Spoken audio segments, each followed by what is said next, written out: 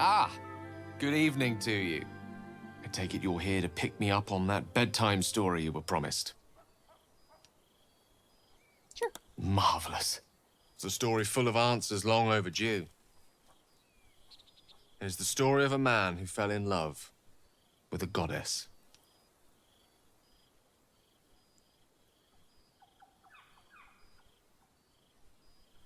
I know, but a bit of narrative distance will make it so much easier in the telling. Indulge me. Fine. Thank you.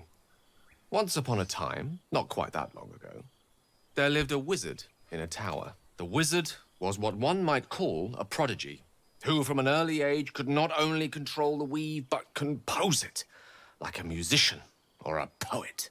Such was his skill that it earned him the attention of the mother of magic herself, the Lady of Mysteries, Mystra.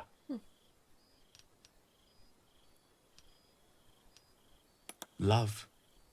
Perhaps it was not quite love, but you see, the wizard was but a very young man. It was most certainly love to him. Mistress showed him the secrets beneath the veils.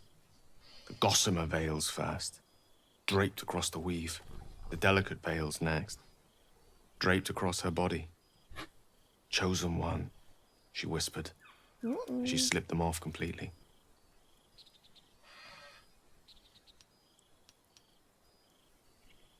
Alas, it was Mistra's interest that didn't last. One day, all too soon, the whispers stopped. The goddess spurned the mortal. The veils were drawn once more, and the wizard was left behind, heartbroken. Like so many of the heartbroken, he did something infinitely foolish. One has to think big if one seeks to win back a goddess. So the wizard thought big.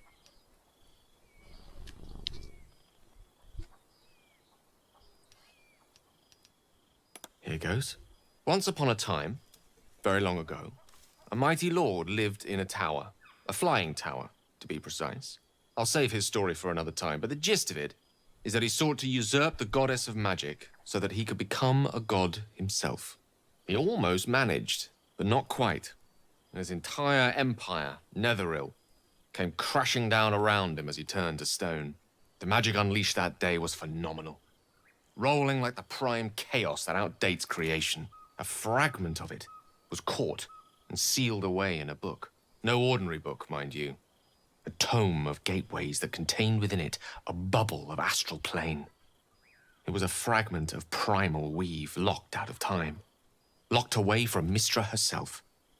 What if, the silly wizard thought, what if after all this time, I could return this lost part of herself to the goddess?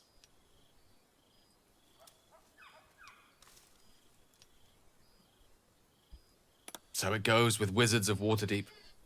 It is a city filled with the most obscure arcana. He obtained the book and took it into his study. As for what happened next, here. Place your hand over my heart. Let me show you. You feel the tadpole quiver as you realize Gale is letting you in. Into the dark. You see through Gale's eyes, staring down the corridors of a dread memory.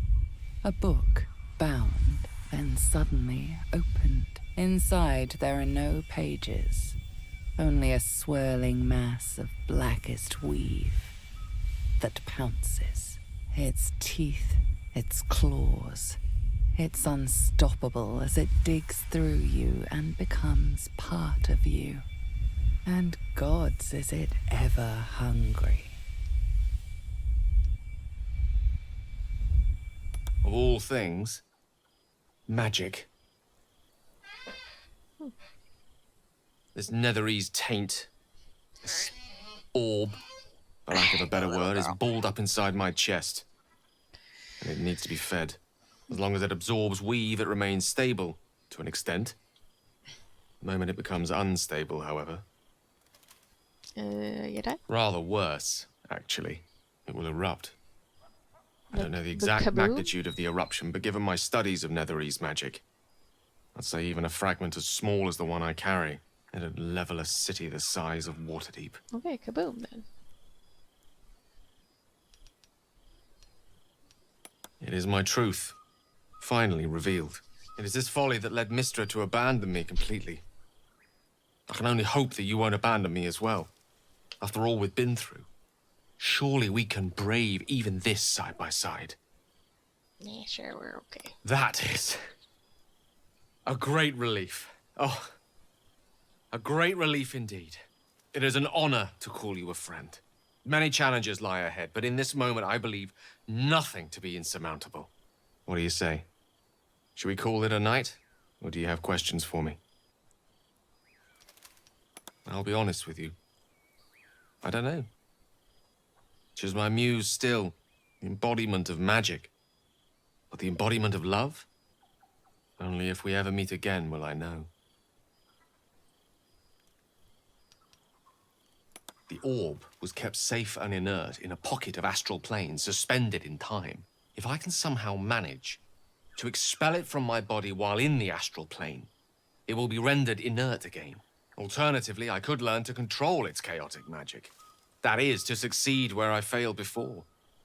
Without Mistra's favor, I don't see how that may come to pass. Of course, there could be different answers as well.